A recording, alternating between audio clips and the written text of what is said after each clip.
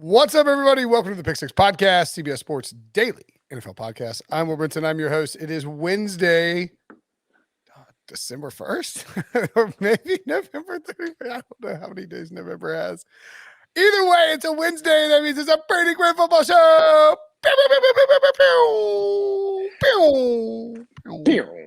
Is it December or November? It's December 1st, yeah. Nice. Welcome to December. We made it. Yeah. Christmas time. How do you rate December amongst your favorite holidays or favorite months? Well, first off, I think it's the greatest holiday time of the year, season of the year. I don't really view Thanksgiving as a holiday. Yeah. I don't know that we talked about it much last week, but I just feel like when your holiday's basically comprised of a meal and that meal is not highlighted by the entree, like that's a problem. And that's essentially what Thanksgiving is. Like, I don't know many people who I go, hey, what are you excited about for Thanksgiving? They're like, oh, the turkey. No doubt, man. Oh, yeah. Usually it's like a side. Uncle Phil's dessert. Dry turkey that he drops out every Thanksgiving. I can't wait. Well, and again, maybe that's it. It's just hard to cook a turkey the proper way where it's delicious. So I'm not trying to like rag on turkey right now. I love me a good turkey sandwich or even a nice little slice of a breast there. But I'm just saying, like that entire meal, people get more excited about the sides and dessert than they do the entree. Do you think that there's a chance? I mean, we don't need to derail the podcast talking about this, but like, you know, a lot of holidays are basically built around corporations trying to make money. Like, do you think, I would guess that Big Turkey has made a substantial lobbying push over the last 200 years to ensure that we remember that when, you know, the Pilgrims landed, they were just like, man, we got to find some turkey. Like, that's what we like. We love turkey.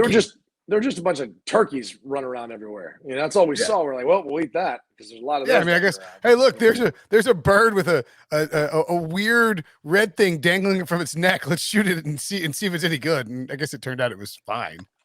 Yeah, here's the other thing about them. You know, those things, they just procreate. All right, you may not know the history of turkeys. Those things like to get it on, and that's one of the other things is they just kept reproducing and reproducing and reproducing. So.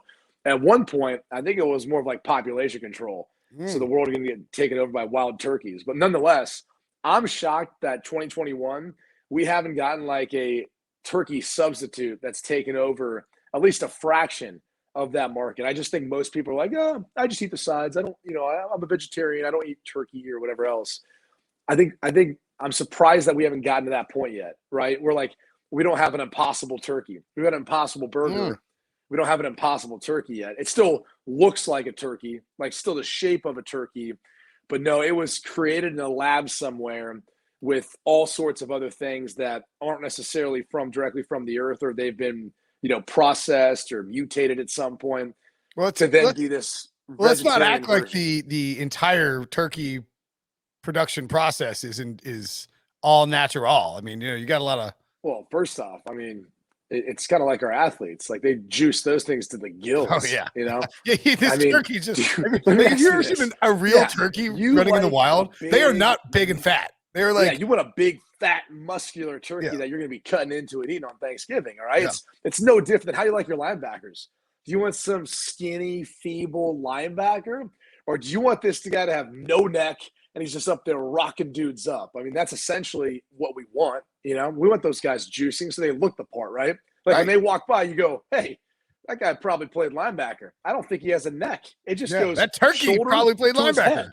This is what he looks like. He's walking around like this the whole time. That's because his neck got compressed from hitting people all the time, and now he's got no neck, you know? The Takeo spikes look. Yeah. You said that, not me. So, Takeo, if you're listening, no, make sure to just absolutely unload on Will Brinson. And don't use the new form of tackling, by the way, where your head's out of it and shoulder. I want you to like eyeball through the middle of him and head up and absolutely just bury him. All right. Like we were taught when we were young, face mask right through his soul. All right. He did a show on CBS and I think I was the host maybe several years back down in Fort Lauderdale. Incredibly nice guy. But what stands out is like when you get close to him, first of all, he looks like if I said the wrong thing, this guy could just like literally rip my body in half. Well, yeah, that's most people though, but yeah. I mean, Pete claims he could do that to you, even though Pete would need a step stool in order to do it. So I know. Like I'm just going to lightly jog around the room while Pete flails trying to catch me. He's just, push him over and watch him flop around a little bit on his back. Boy, I tell you what, yeah, he almost looks like a Thanksgiving turkey at this point in time. So, Pete called Urban Meyer the figurehead in Jacksonville. He called him the figurehead coach and then bragged that it was catching on around town. Do you believe that Pete is coming up with a catchy phrase? I think Pete's still upset that he spent so much time in Jacksonville. He can't get a one-on-one. That's what I think. Oh! Very possible. I'm sorry. Like, when you end up being a troll your entire career, it's hard to get one-on-one interviews with head coaches. I'm just saying. Speaking of Urban Meyer, we talked about this a little bit on Monday, but there's this idea that Kliff Kingsbury or Urban Meyer, and Kliff has come out and done the thing where he denied it. Didn't deny it. He did or didn't? Did not. He did not deny it. Yes, correct. Now I said, and I'm curious, you probably agree, Kliff is just trying to angle for an extension and a raise instead of actually leaving for a college job. Urban Meyer came out and it was reported by ESPN that Urban is not interested in leaving Jacksonville for a job. And then we have Matt Rhule. Just pause there. Okay. Let's talk about it. Okay. The reason why I think Urban Meyer is coming out and adamantly saying he's not interested in it is this organization's had his back, right? Early struggles, other things going on, and they've supported him every step of the way. So you're going to be a lot more loyal to them, considering the fact that they have continually had your back through what was kind of a tumultuous period at the beginning of the season. So that makes complete sense from that standpoint. I'm not going to say he owes them one, but I think the way they've handled things with him and have been supportive with him despite the struggles and throughout the rest of the season, I think he realizes that there's no reason to start looking for that next best job if that was the case. So now, Urban Kliff Kingsbury, that's a different story. Oh. These coaches are getting paid so much that I honestly, I don't know. I don't know if he is just doing it for a contract extension or if at some point he's Brian Kelly's getting paid $9.5 million per year. Lincoln Riley's getting 12. Mel Tucker's getting 9.5. I mean, there's a lot of coaches who are making bank on long-term deals. I mean, you're talking 9 figures or almost 9 figures. No one commits to NFL coaches like that besides Mark Davis to John Gruden. And maybe he was the genesis of when this all started. But at least in the college realm, you can kind of blame the job Mel Tucker's done at Michigan State, because when he got that 10-year, $95 million deal, every other coach is like, wait a second, it's his first winning season. Why am I not getting that? And so as soon as those big jobs start flying open, everyone's using it as leverage. Everyone's either extending and getting a similar deal, or they're going to greener pastures. And so I'm sure NFL coaches are listening to their agents, and their agents are like, hey, dude, I don't know if it's realistic if you want to go back to college or not, but the reality is the way these programs are built, especially when you talk about Oklahoma or Alabama or Ohio State, the infrastructure within is that of which an NFL organization. You're a figurehead. You're overseeing the coaching staff. You're overseeing your analysts, your recruiting staff, department, and all that. It's kind of similar to an NFL organization now. The lines are very blurred. So I'm never going to say never, but I do think it has more to do with an extension than anything else. Okay. Yeah. I mean, if I were picking one coach who is an NFL head coach to go back to college or to go to college, I don't think there's any way Mike Tomlin came out strong and said what he said. I don't think there's any way there's always rumors that John Gruden was going to go coach Tennessee, right? That was the annual rumor. I can't imagine. Or Notre Dame. His name was thrown in there for that. Now, sure. Obviously his name's not being thrown in for anything right now. No. Well, that's because of his story that he wrote about in Playboy about Notre Dame. You know that, right? I'm assuming you do. It's irrelevant at this point. We should probably just move on from John. Move on. Yeah. Anywho, the Kingsbury is the one guy where just because he was in college, he just has a college look to him. I don't think any coach who's been a lifetime NFL head coach is going to jump to college, right? That just there's too much of a difference between the jobs that you have to do.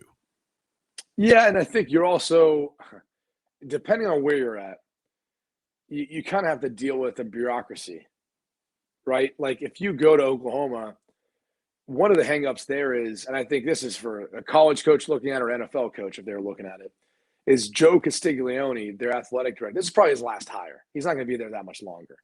So do you really want to go get hired by a guy who's not going to be there for the majority of your tenure there? Like that's an issue because an athletic director isn't like a general manager. I mean, I would actually make the case head coaches in college football have more autonomy than a head coach does in the NFL over an organization. Sure. But there is some holes and things you have to jump through that are a little more difficult or make your life more difficult that you don't have to in the NFL. So there's your pluses and minuses. But if the money's all equal, I mean, it's a shorter season. I mean, if we're really being real about ourselves, like the media intensity is not quite as bad. I mean, these guys are getting, all this use of private jets and everything. I mean, the perks are starting to kind of create a wash where like the lines are blurred. I mean, if we're being real with ourselves, I don't care if an NFL head coach has never had experience being a college head coach because the majority of the tweets and the texts and everything else that's happening in recruiting aren't by him. It may be from his account, but he only comes in as the closer nowadays. So it's an entirely different world in college football. And I do think it's getting closer to professional football. And I do think it's getting closer to the point where, like Bill O'Brien, I mean, he was a head coach who was pretty successful with the Houston Texans, winning their divisions and going to the playoffs. And, he's sitting there as an OC at Alabama. I mean, I'm sure he wants to get back as a head coach in the NFL, but, maybe he'd be willing to take one of those openings. I mean, he's a guy who's had success, relatively speaking, at Penn State. He saved Penn State. Yeah, I mean, I don't know. Probably overblown, but sure. Yeah, I mean, I think James Franklin's probably been more of the constant there, but the truth of the matter.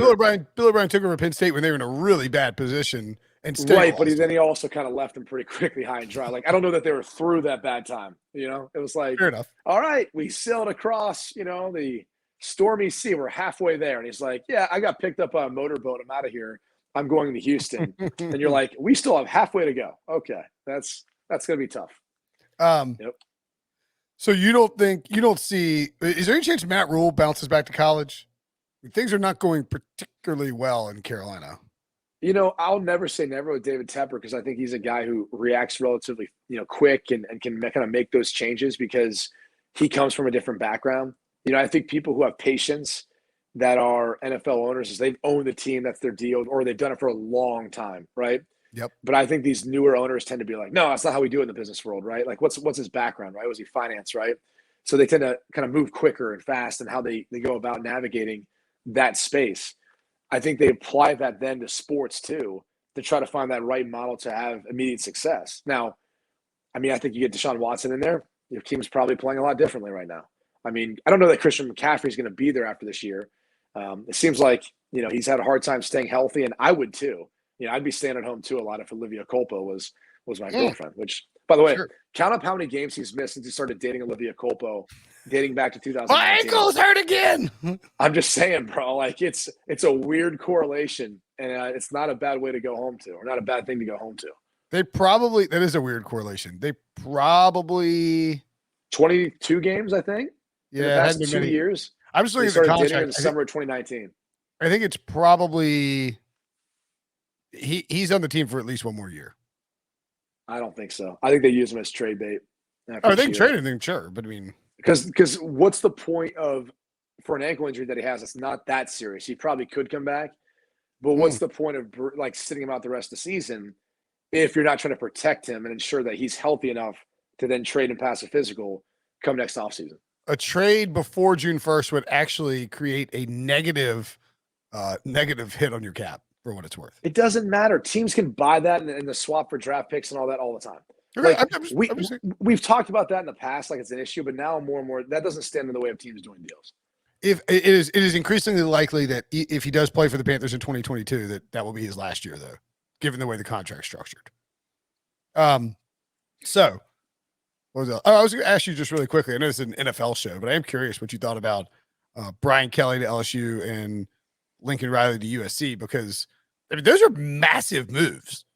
Like, and both those guys have been at various points over the past, 5 or 10 years, listed as possible NFL head coaching candidates almost every single season. Now they appear to be pretty locked into their new respective destinations.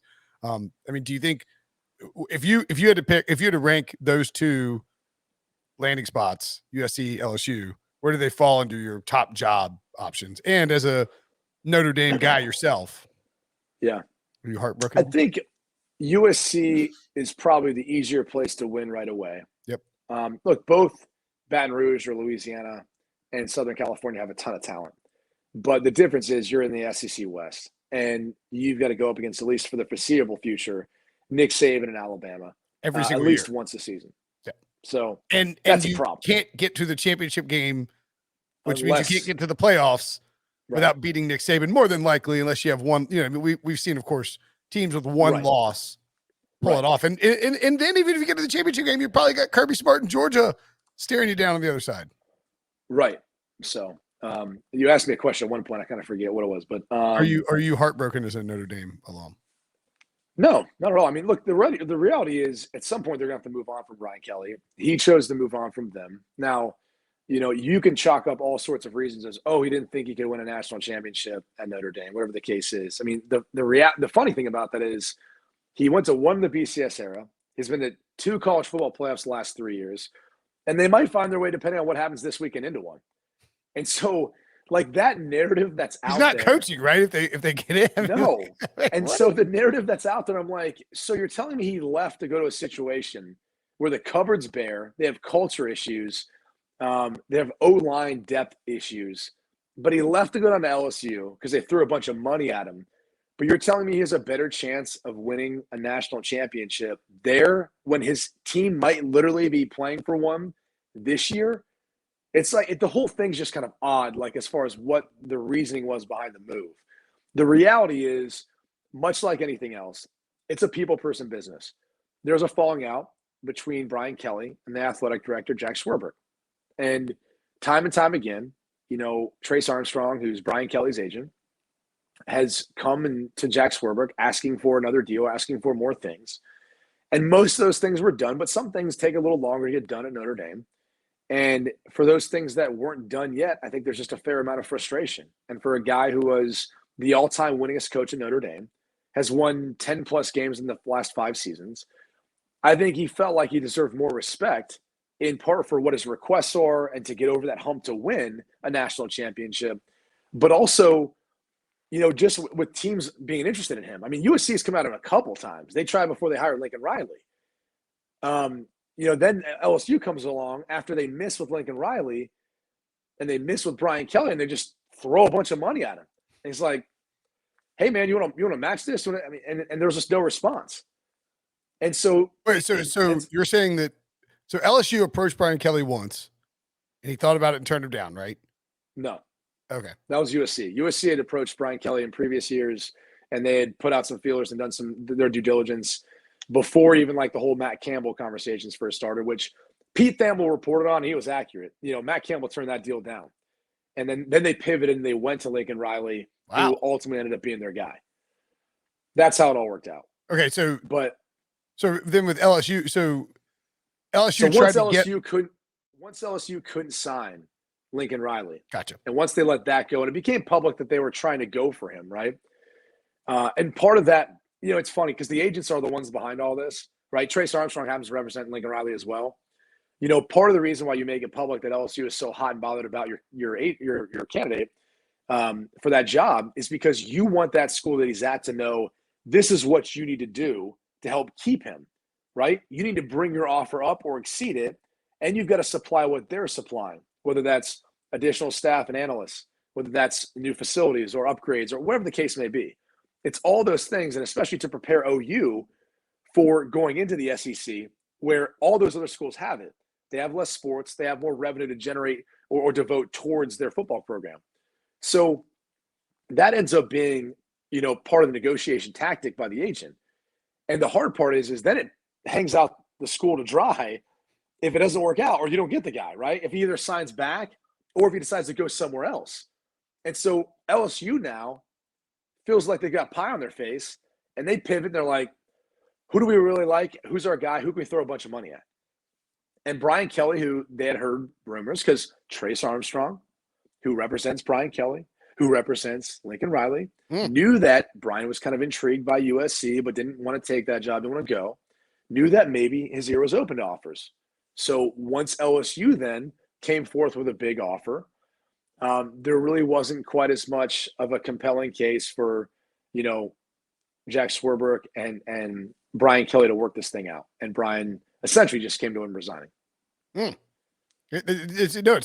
like hearing the back end of it. And that's the Trace Armstrong thing is really interesting too, because you have this happens at the NFL and college level. Like, this is not by accident that these guys are maneuvered into these positions by basically like 3 or 4 really powerful coaching agents. Any other thoughts on the coaching carousel? Yeah, no, I just think it's you see all this. Who does Notre Dame hire? I mean, at this point, there's probably too many candidates to know. I mean, I think you look at your Luke Fickles, your Matt Campbells, they would look like natural fits there. Outside of that, I mean, you could say Marcus Freeman is already on their staff. Yep. But, does he feel ready for that moment? Does he want to take that opportunity? I mean, if it ends up Luke Fickell coming there, he's going to shoo in for the Cincinnati head coaching job. So, the tough thing I think for their defense coordinator, Marcus Freeman, is as of right now, if he acts quick and joins Brian Kelly's staff and leaves Notre Dame, it then prohibits him potentially from then being the head coach of Cincinnati. Like, he doesn't know if that's out there for him yet. And you got to uproot your family to potentially uproot your family again, or maybe not. So that's an interesting part of all that. But, he's another guy I think they'll end up looking at. Jeff Brom's another guy. Will he be the interim coach for the rest of the season? I don't know that they're going to name one. Oh. I think they feel very good with the structure that's currently there. And that you're talking about potentially one game, unless they go to the playoff, where maybe they reevaluate and feel like, all right, let's go ahead and name an interim and let's move forward. But I think a lot has to happen for them to get to the playoff, right? Like, I mean, you can make the case depending on the rankings, which this is airing tomorrow. It'll air on Wednesday. Yeah. So we won't. Yeah. So the reality is this is what they need to happen. They obviously need Georgia to beat Alabama to knock Alabama out. They also, I don't know that they need much more than Iowa to beat Michigan. And then I think they might slide up and in to that spot.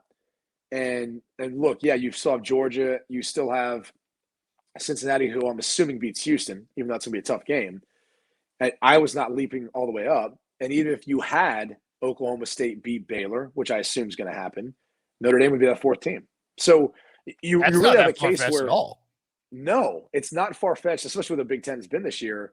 It's really not that far-fetched. And the way Alabama's played things so close of late, I think there's a chance that could play out. So that's what makes this whole situation, the timing odd. But the timing of this is more due to the fact that LSU's got an opening.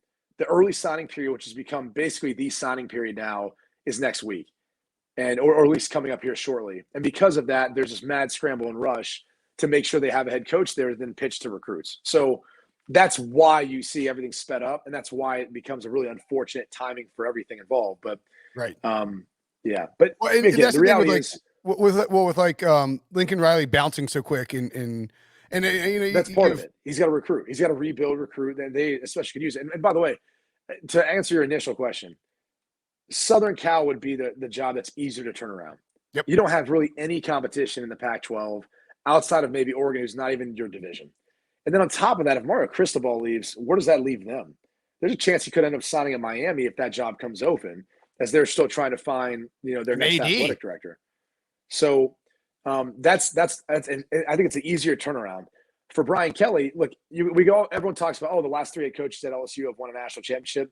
That's great, and he's a better coach than the last 2. Now, I would say he's not Nick Saban, but if you look at his track record, he's been just about as successful as Nick Saban as far as Grand Valley, Cincinnati, Notre Dame, stacking together wins. So he's got the resume. It just comes down to, does a guy from Boston, does he fit Baton Rouge, Louisiana, especially if things don't go well early? And he doesn't have to worry about the academic standards that you have in Notre Dame, but you also have to worry about some of the other, protocols they have at LSU. Whereas, if guys get popped for smoking weed, for example, it only takes 2 times and they're kicked out. They're booted off the team. So there's other And at issues Notre you Dame, deal people with. don't smoke weed, so you got that going for you. Well, you get drug tested, and you get hair drug tests, urine tests. It's a lot of things. And no, they get kicked out too. But the kid who's coming to Notre Dame is probably not doing that as much as other places, right? Like, and that's why I don't think you'll see a mass exodus from Notre Dame like you've seen from Oklahoma, where you've got all these decommits. For Notre Dame, like the parents and players who choose to go there, they're choosing to go to the university more so than they're choosing to go for that head coach. All right, let's take a quick break, and when we come back, we'll find out what question about Brady Quinn Ryan Wilson was shocked, or what fact about Brady Quinn Ryan Wilson was somehow shocked to find out next. So we were talking about this job. I don't know if it was in Slack or like after the thing. And I was like, of course, Wilson pointed out, LSU, you get a bigger recruiting base, of course, than Notre Dame, of course, true. I was like, but you have a monopoly on the Catholics at Notre Dame. And he goes, is Brady Catholic? I was like, yeah, you are Catholic, right? Yeah, but the funny thing about that is we had one of my best friends, left tackle for my entire career there, Ryan Harris. He's Muslim. We had a couple players. My backup quarterback, my senior year, was Jehovah's Witness. So, yeah, I mean, it's all over the spectrum. It's not like you just have to be Catholic to be recruited. You're not required to be Catholic to be there, but like, not at all. If you're a really good Catholic athlete, or like a really good Catholic football player, they've got the end to it because they understand that the structure of what they've been going to in school, they can handle the rigorous academic schedule. And their parents who sent them there, however they got there, probably want to keep them on that path, right? I mean, I know we feel like education doesn't matter anymore for a lot of these college athletes, but it does for the kids who choose to go to Notre Dame, and that's why they go there. I'm chuckling because, not that I'm not Catholic, but my son is currently at a Catholic school. There you go. So you don't have to be. It's a good school, though, I assume, right? Yeah, I guess he's Methodist. I don't know what he is. Either Presbyterian or Methodist. Like maybe he's Catholic. Hell, I don't know. Anyway, it's sad you don't know what your son is. Well, I guess he's Methodist because he was baptized in the Methodist church. Yeah, that would make him. That would pretty clearly make him Methodist. Yeah, that would make him Methodist. Yeah. But I grew up Presbyterian. I don't really see it. There's not a huge. This does not need to become the religion podcast. We cover everything here. All right, very quickly, let's run through the updated playoff picture because it is fascinating after Monday Night Football to see. By the way, can I go off on a tangent? That onside kick rule is the dumbest rule ever. Like, it's meant for player safety. I get it. The guy was on the backside of where the ball was kicked. It had no impact on the play. It'd be like an outside zone play to the right, and then your backside tight end who's just trying to cut off the backside end holds, and they throw a flag, and the ball's all on the sideline. It has no impact on the play whatsoever. If the running back cuts it back, I get that. But I just sit there and I go, this is so stupid. Like, this play is usually so insignificant and hard to convert, and yet we're gonna like basically throw a flag on a guy for illegal formation because he's off a yard and he had no impact on the play. Yeah, it was so stupid, and it could have ruined what could have been a magical ending. So yeah, it could have been incredible. You're right. You guys don't go off on tangents like that on the earlier shows. I listen to them. You guys don't do that. What do you mean? You guys don't get mad about like an onside kick rule for illegal formation. We get insanely mad on like Sunday night about them. We go nuts. No, maybe Sunday night, not Monday night. Hey, not Monday night. No, not Monday night. Or Tuesday. I think I was just glad I didn't lose my Washington bet. I did kind of want them to get the ball. I needed one catch from Tyler Lockett to win my fantasy matchup, and it just didn't happen. By the way, was it shocking Metcalf only had one catch with like a minute left in the game? Yeah, real shocking. Like, what are we doing? Yeah. So really quickly on the Seahawks before we get into it, because Seattle is now probably toast. They're 3-8. Washington is in the playoffs as of today. San Francisco 6-5. Washington the 7th seed at 5-6. I feel like you deserve more credit. I might even like write a story about this and take the quotes that you had from the previous podcast about Russell Wilson, because the things that you said were going to happen with him are very clearly happening. Like, he is not comfortable with the football in his hands right now. It looks like he looks like somebody who suddenly has like lost the, like we were saying, if you like burnt my fingertips off, I would have a really difficult time typing. Like, he looks like somebody who he doesn't want to run because he doesn't trust his grip on the ball. He's holding the ball too long. He's taking bad sacks. He doesn't trust where the ball is going when he throws it. It very clearly looks like it's flying off his fingers funky at the end. Like what you said appears is happening with the Seahawks, right?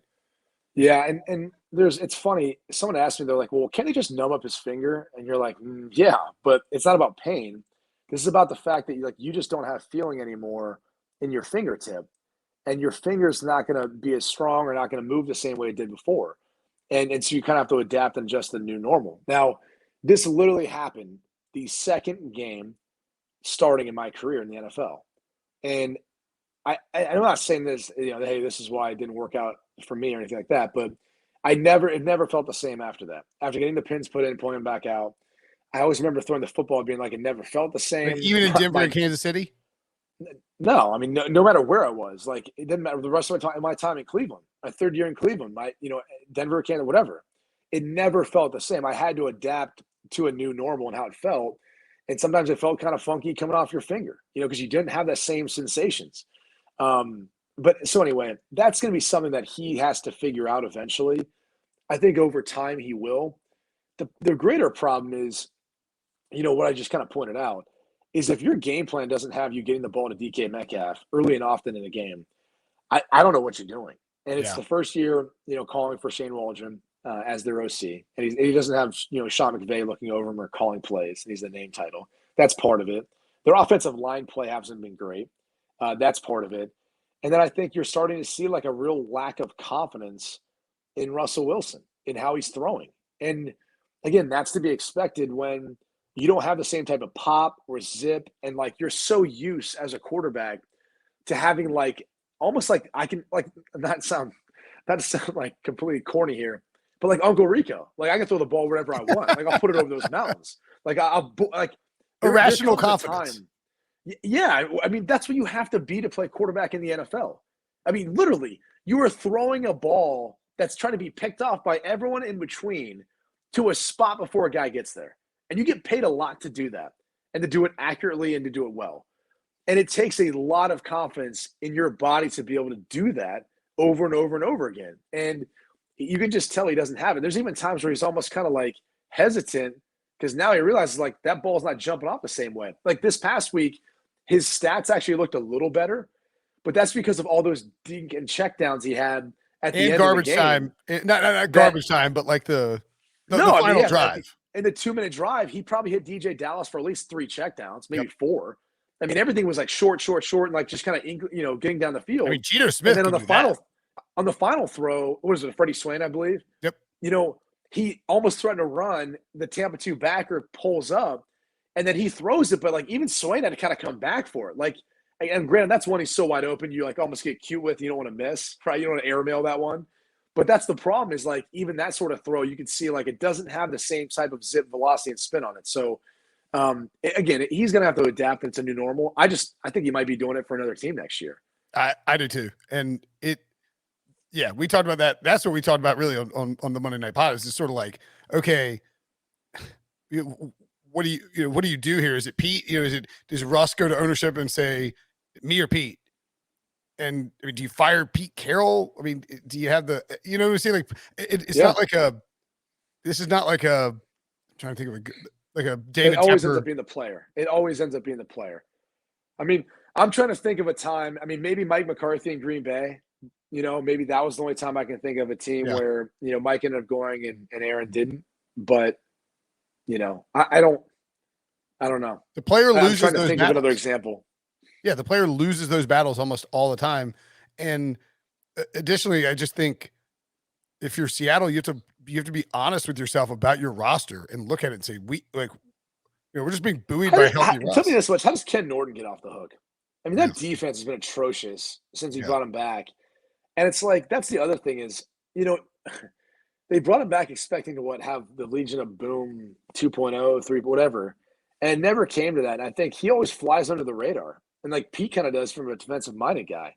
Like they never get any flack for it. It's always like Russell Wilson or what their offense isn't doing. It's like, wait a second, like they were the most successful when they had their defense rolling. They haven't been able to get back to that. They try to play like a team with a good run game and a good defense. Like you have a bad offensive line, no good running backs, and no defense. Like you can't play that way if you don't have that stuff.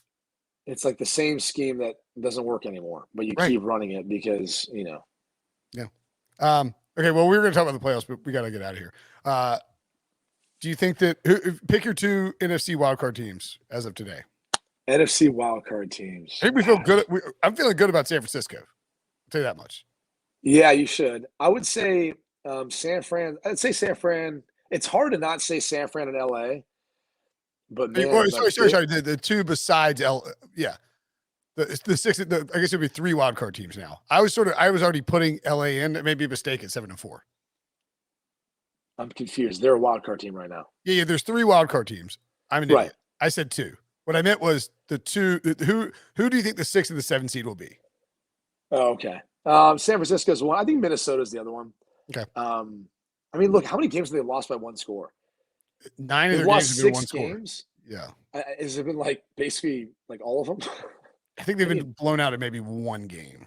Yeah, it's like now. Granted, I don't know how they're going to overcome Dalvin Cook being out.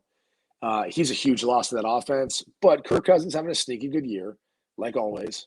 And you know, I look at that team and I'm like, there are a few things bouncing their way of turning this thing around. I don't have any faith in Taysom Hill taking over. I don't know why they don't get my guy Ian Book in there. You know, see what you got in him. Let him try to, you know, make this thing go and keep Taysom as what he is, as that kind of wildcat package. Atlanta's falling apart. That's another one I don't have much faith in. So I think it's Minnesota and San Francisco. I think I tend to agree with you. All right. The Brady Quinn Football Show, everybody. Brady Quinn, as always, my friend. Thanks. Good to talk to you. Good luck in your coaching search endeavors. Make sure to watch Brady on the big show or whatever, the big college football tailgate Big party. noon kickoff. Yeah. Big noon kickoff. Yeah. Oh, I don't have my out of network branding down quite right. Yeah. Thanks, man. We'll see.